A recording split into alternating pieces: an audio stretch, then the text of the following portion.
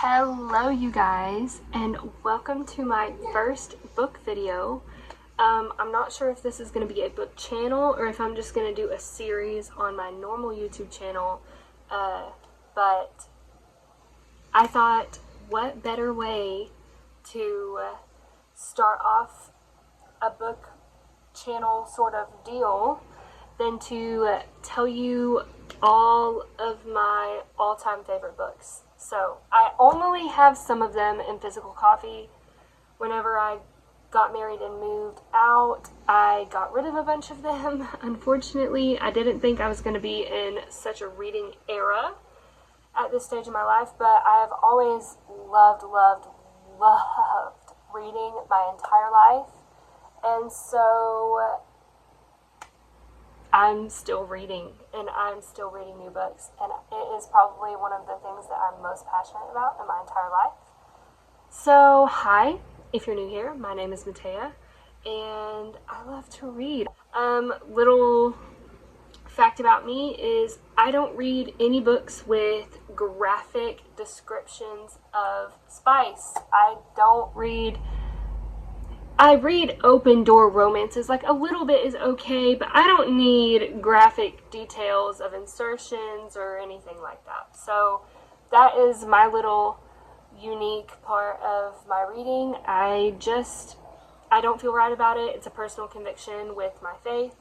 So anything that I'm reviewing on here or telling you that I loved will probably not have spice in it, or if it does, it's probably something I read in the past, and I will disclose that it has spice. I'll tell you about all the books I tried to read that ended up having spice that I just had to put down, or DNF or whatever. And so, yeah, without further ado, let's crack a Diet Coke, because Diet Cokes always. So our dryer broke today, so I have laundry hanging everywhere, because if you're a mother, you understand that laundry has to keep going. Laundry has to get done.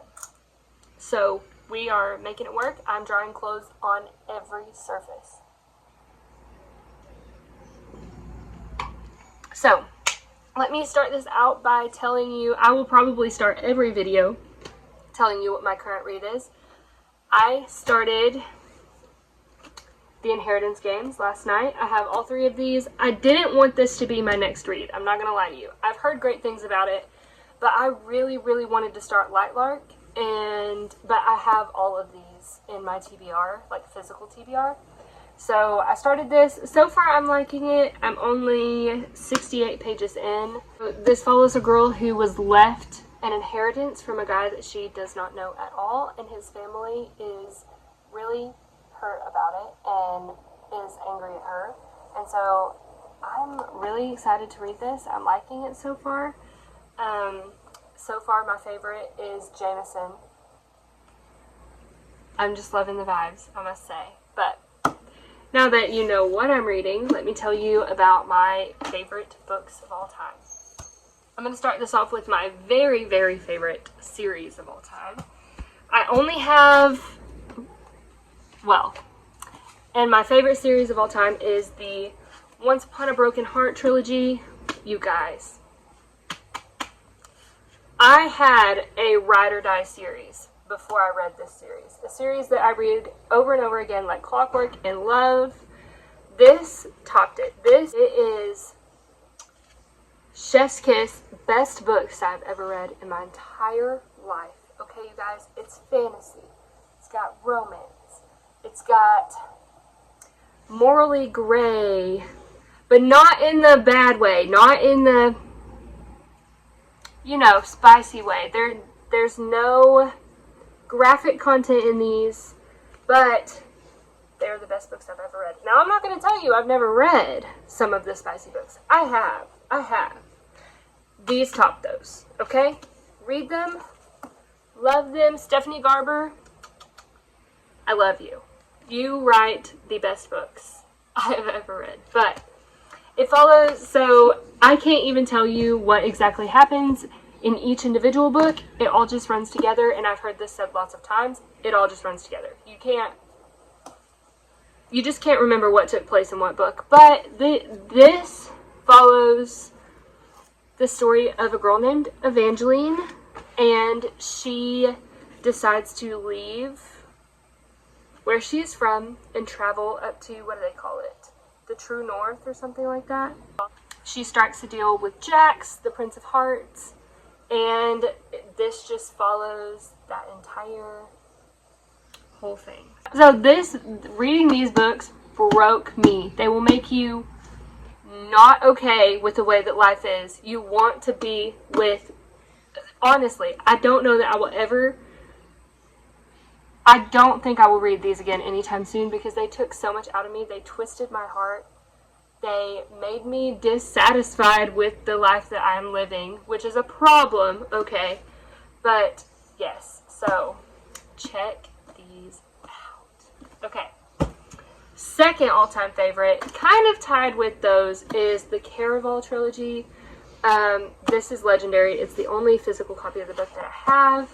I wanted to read the last one so quickly that I just borrowed it from the library. I didn't even buy it. I was like, I've got to have it right now.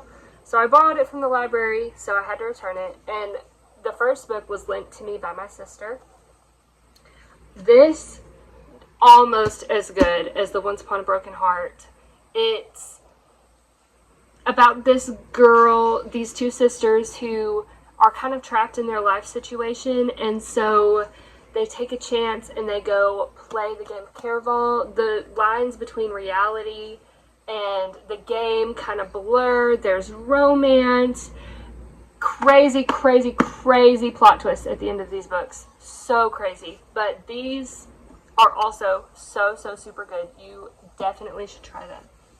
Okay, this next one is my most recent completion. I just finished this book, and that is Rule of Wolves by Leigh Bardugo.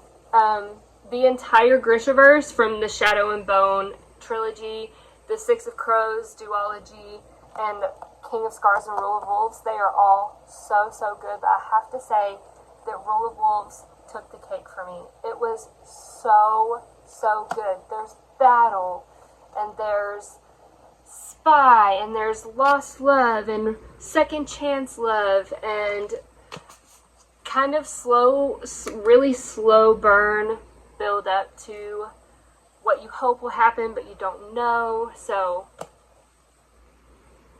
this is also fantasy, as well as the entire Shadow and Bone, Six of Crows, and then King of Scars and Rule of Wolves. I highly recommend these books. And Leigh Bardugo in general, she did a fantabulous job. It's immersive.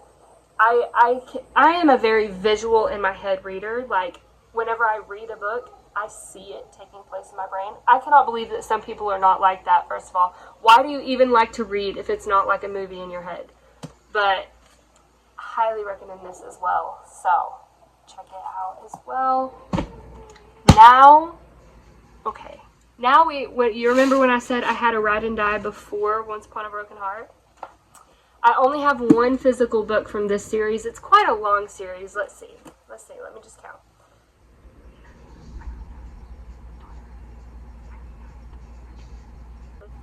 There's 7 or 8 books in this series. I'm not sure exactly how many, but the Iron Fae series by Julie Kagawa. This was my first ever Ride or Die series. Starts with the Iron King. It follows a girl named Megan whose father disappeared whenever she was really young, and she grew up being kind of a nobody, feeling like a nobody. Nobody can ever remember her name or even remember that she's there. And her brother gets stolen by some supernatural type creature. Does it say in here? Mythical fairy king. So yes, so some of the characters in this book are characters from A Midsummer Night's Dream in Shakespeare. Not in the way you think, not like, it's not Old English, it's written very easy to follow. But you've got Puck, and you've got King Oberon, Queen Titania? I don't know. But you've got Forbidden Love, you've got Love Triangle, you've got Best Friend Loves Girl, read them. I think they're young adult. I don't think that they are adult. There's no spice, but there is romance. Make you swoon romance. Okay, so start with The Iron King. That's the first one. There's also there's a novella that comes after this one and after the next one. So just make sure you're getting them all because it is gold. Gold. Mwah. So good. So, The Iron King, The Iron Fae series by Julie Tuggerwood. That was my first Ride or Die book series. I started reading them when I was probably 13 or 14. My father was reading them and he loved them. And so I picked them up after he did. And 13-year-old Matea couldn't handle it. Okay. Other honorable mentions, I don't have physical. The Hush Hush series. So good. This follows a girl named Nora. Bad boy comes to town. It's been so long since I read them, I can't even tell you. But the Hush Hush Saga, I think it's called. It has Hush Hush, Silence, Crescendo, and Finale. It's a series. And I love it. So, I'm trying to remember any that I might have forgotten. Let's think.